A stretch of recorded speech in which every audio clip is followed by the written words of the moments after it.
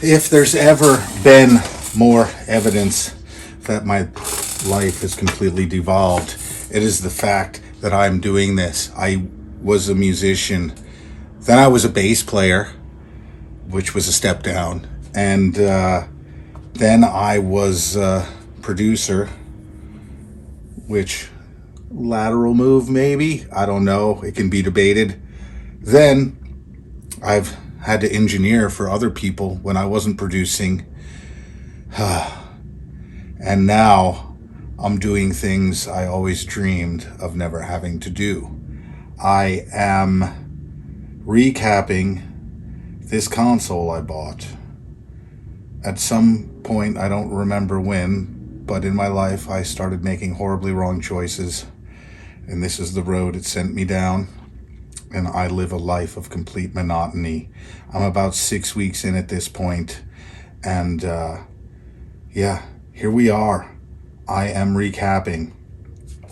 So this is a Studer 905 console. These are standard 905 input modules.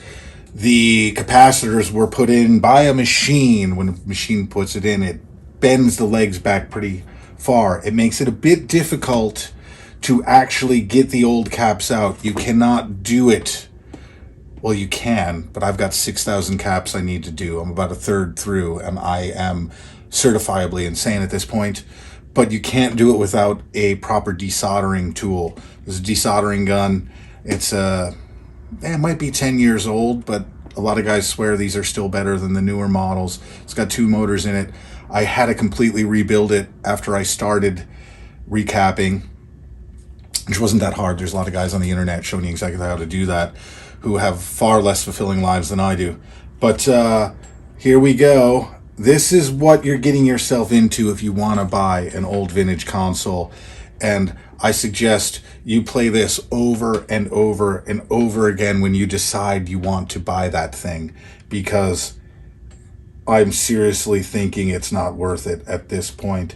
Now, when you recap it, here's all the capacitors and parts on this side.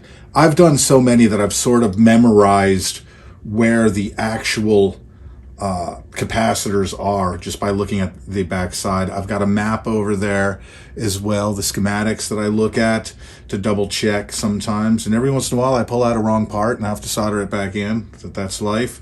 That doesn't happen anymore. That happened on the first couple channels, but I'm so far in now. I'm like a pro, but I still feel like I have no idea what I'm doing, actually. But I suppose I'm fairly competent from experience at this point.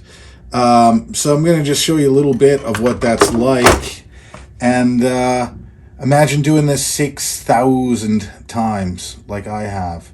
I believe these 2 capacitors are right in here.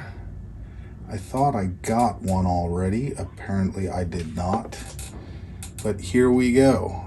Normally I put my hand in and wiggle it on the other side, but which is really the right way to do it, but it's kind of hard to do that while I'm on camera. So I'm going to do it like this. And remember to say your mantra when you do it. I hate my life right now. I hate my life right now. I hate my life right now. I just say it over and over again. It's what this process has led me to. That's my belief system. It's like, oh man, I just put a little thing in there. And these bends, it's bent back towards the leg of another one. This one's a little tough to get. There it is. And make sure I'll go to the other side and pull it out. There it is. There's one. It goes in there. That's where I'm putting all the dead ones. I've got 5 full solo cups of these already. Super exciting stuff. I've always dreamed of never having to do this, but here I am. I've joined geekdom. I'm gonna, and there was a point in my life where guitars and cars and cool girls, they were all cool. So far behind me now. This is what I do. Someday, though, I will make music again. hopefully it will sound amazing when I do, because I've gone through this process 6,000 plus times. I hate my life.